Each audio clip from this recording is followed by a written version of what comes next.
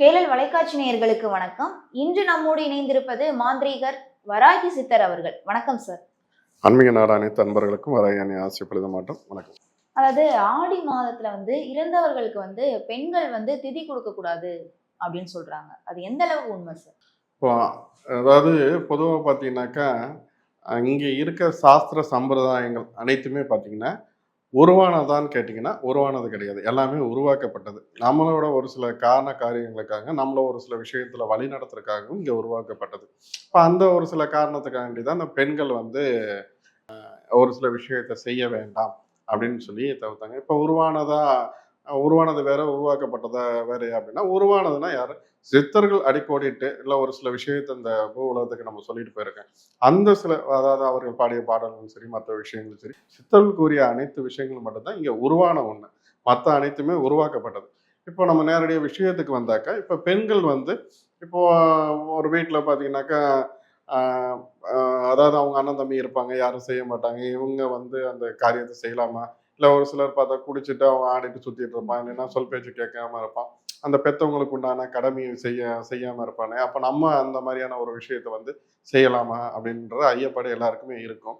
இப்போ பொதுவாக பார்த்தீங்கன்னாக்கா, என்னைய கேட்டால் நான் என்ன சொல்லுவேன் அப்படின்னாக்கா, பெண்கள் இந்த திதி இந்த மாதிரியான ஒரு விஷயத்த கொடுக்கலாமான்னு கேட்டாக்கா, கண்டிப்பாக கொடுக்கலான்னு தான் நான் சொல்லுவேன். இப்போ கொடுக்கலாம். எப்படி இப்படி போகிற போக்கில் இந்த ஒரு விஷயத்த சொல்கிறீங்க, பெண்கள் கொடுக்காம இப்போ பலரும் இப்படி இப்போ இந்த மாதிரியான ஒரு முற்போக்கான ஒரு விஷயத்த சொல்கிறது இல்லை, நீங்கள் எப்படி சொல்ல போச்சு அப்படிங்கிற மாதிரி கேட்பாங்க.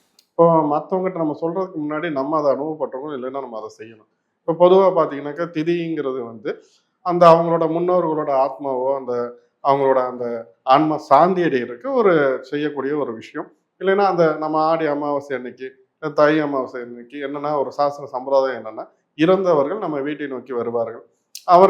அவர்களுக்கு உண்டான சாஸ்திர சம்பிரதாயங்களை செய்கிறது, அவங்களுக்கு உண்டான உணவோ படையலோ மற்ற விஷயத்தையோ நம்ம செய்யறதுங்கிறது ஐதீகமாக நம்ம செஞ்சுட்டு வர ஒரு விஷயம்.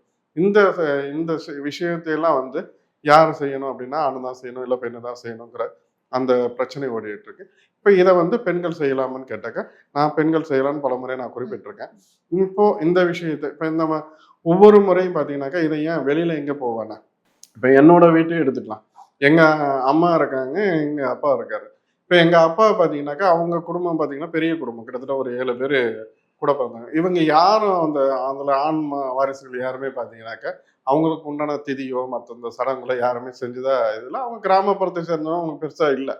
அம்மாவும் அப்பாவும் நான்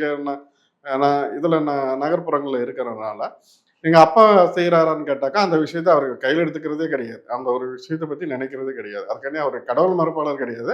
அதை ஏனோ தானோன்னு அவரு விட்டுறாரு.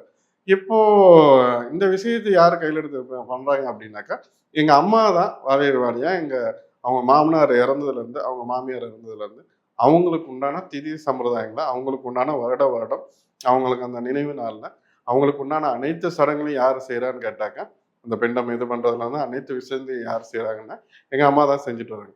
இப்போ வெளியில நம்ம ஒரு ஊருக்கு உபதேசம் அப்படிங்கிற மாதிரி இருந்துடக்கூடாது இல்லையா? இந்த விஷயம் இப்போ நம்ம சார்ந்து ஒருத்தவங்க செய்யறாங்க. இப்போ நான் சொன்னேன், இப்போ பெண்கள் இப்போ போற போக்குல எல்லாருக்குமே அந்த ஒரு ஐயப்பாடு இருக்கும் இல்லையா?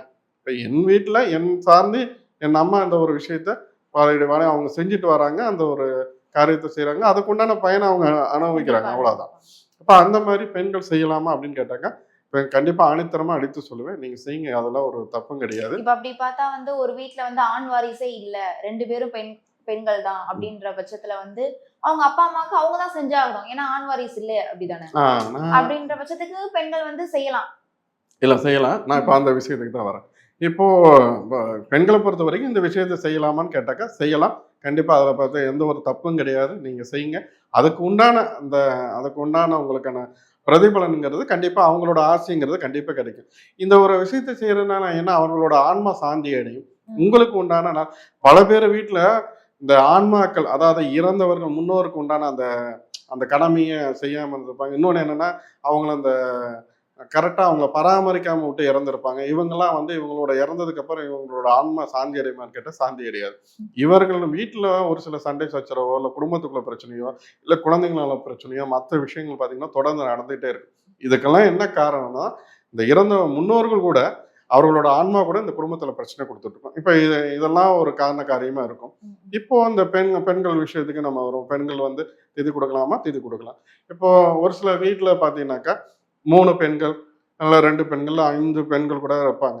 இப்போ இந்த மாதிரியான பெண்கள் வந்து அவங்க அப்பா அம்மா இறந்துட்டாங்கன்னா அவங்களுக்கு அந்த திதி சம்பிரதாயம் கொடுக்கலாமா அப்படின்னு கேட்டாக்கா, இதுக்கு நான் விடைனா இது யாரும் சொல்லாத ஒரு விடை. என்ன அந்த அந்த விஷயம் செய்யலாமான்னு கேட்டாக்கா, நான் செய்ய வேண்டாம்னு சொல்லுவேன். ஏன்னா இப்பதான்டா நீ செய்யுன்னு சொன்ன, ஆஹ் இது மாதிரி திதி கொடுன்னு சொல்ல, எதனால இப்ப இவங்களுக்கு வந்து செய்ய வேண்டாம் அப்படிங்கிறேன்னா, பெண்களை பெற்றெடுத்த, அதாவது பெண் வாரிசு மற்றும் பெற்றெடுத்தவர்கள், அந்த பெற்றோர்களுக்கு வந்து அவங்க வாழ்க்கையில ஒரு பெரிய அளவுல புண்ணியம் பண்ணவன்னு நான் சொல்லலாம். என்ன காரணம் அப்படின்னாக்கா, பெண் வாரிசை மற்றும் பெற்றெடுத்தாங்க. அது ஒரு குழந்தையா இருந்தாலும் சரி, 3 குழந்தையா இருந்தாலும் சரி, 10 குழந்தையா இருந்தாலும், பெண் வாரிசு மற்றும் பெற்றெடுத்த அந்த பெற்றவர்களுக்கு வந்து அதுதான் கடைசி பிறவி. இது யாருமே நீங்க ஜாதகத்தை தூக்கிட்டு போக வேண்டாம், மற்ற எந்த ஒரு விஷயத்துக்கு தேவை வேணாம். அவங்களோட பிறவிங்கிறது அதோட அதோட முடியுது. முடிவடையுது. அதோட அந்த முடியுது. அவங்களுக்கு அதான் அடுத்த நிலை என்ன? மோட்சம் தான். மோட்சம். அவங்களுக்கான அடுத்த பிறவிங்கிறது இல்லாத ஒரு நிலை வரும். இது இது ரொம்ப பெரிய ஒரு விஷயம். இது ஈஸியா நம்ம அதை சொல்லிட்டு போயிடலாம். இப்போ அப்போ இது எந்த ஒரு கடமையுமே அப்போ அவங்க இறந்துட்டாங்க, அவங்கள நினைச்சு எதுவும் பண்ணாங்க. உங்களோட ஆத்மாத்மா உங்க மனதுக்கு என்ன தோணுதோ நீங்க அதை செய்யுங்க. இது ஒரு கடமையா நான் இதை செஞ்சே தீரணுங்கிறது ஒரு இது வழிமுறை கிடையாது. உங்களுக்கு அன்னைக்கு இப்போ அப்படி இறந்தவங்க என்னோட எங்க குடும்பத்துல வேற ஆண் வாரிசு இல்லை, நாங்க மட்டும்தான். இப்போ அதுக்கு என்ன பண்ணலாம்? ஏதாவது அவங்களுக்கு உண்டான அந்த காரண காரியங்களை நம்ம செய்யணுமா அப்படின்னு பலருக்கு எண்ணம் இருக்கும். இப்போ அவங்க என்ன பண்ணலாம்னா ஒவ்வொரு அமாவாசைக்கு, இப்போ இந்த ஆடி அமாவாசைக்கு நீங்க அதை செய்யுங்க, தை அமாவாசைக்கு நீங்க அதெல்லாம் செய்யலாம். அப்ப அது போக என்ன பண்ணலாம் அப்படின்னாக்கா, ஒவ்வொரு அமாவாசைக்கு என்னை சார்ந்த பக்த கோடிகளும் பல பேருக்கு தெரியும் என்ன பண்ணணும் அப்படிங்கிறது. புதுசா பாக்குறவங்களுக்கு அதாவது ஒவ்வொரு அமாவாசைக்கும் ஒரு கைப்பிடி சாதத்துல தயிர் கலந்து கொஞ்சம் எள்ளு கலந்து நீங்க பிரண்டை துவையல் முடிஞ்சா செஞ்சு காகத்துக்கு நீங்க வச்சுட்டு அன்னைக்கு முடிஞ்சா காலையோ மதியமோ மட்டும் முடிஞ்சா நீங்க ஏதாவது சாப்பாடு எடுத்துக்க வேண்டாம், விரதம் இருக்கலாம், இரவு மட்டும் நீங்க எடுத்துங்க. இந்த ஒரு விஷயத்த அது பெண்களை பொறுத்த வரைக்கும் உங்களுக்கு முடியலைன்னா செய்ய வேண்டாம், உங்க முடிஞ்சா நீங்க செய்யுங்க, இல்லைன்னா செய்ய வேண்டாம். இப்போ அந்த ஒரு கைப்பிடி தயிர் சாதத்துல கொஞ்சம் எள் கலந்து பிரண்டை துவையலோட நீங்க உங்க காகத்துக்கு நீங்க வச்சு அதுக்கப்புறம் நீங்க சாப்பாடை நீங்க உங்களோட விரதத்தை கம்மி பண்ணுங்க. என்னன்னா அது கூட வந்து ஒரு கிளாஸ்ல தண்ணி காகத்துக்கு வைங்க. கண்டிப்பா இதை வந்து அவங்க முன்னோர்கள் எந்த ரூபத்துல வருவாங்கன்னா காக்க ரூபத்துல தான் வருவாங்க. அதுக்காக தான் இந்த ஒரு விஷயத்த சொல்றேன். இதை வந்து முடியாதவர்கள் இதை நீங்க ஒவ்வொரு அமாவாசைக்கும் நீங்க பண்ணிட்டு வாங்க.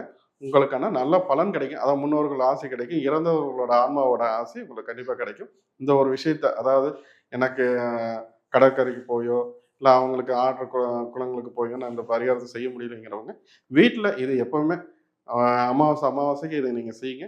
ஒரு நல்ல பலன் கிடைக்கும். உங்களுக்கு இந்த கர்ம வினையால் வர பல பிரச்சனைக்கு தீர்வாக இருக்கும்.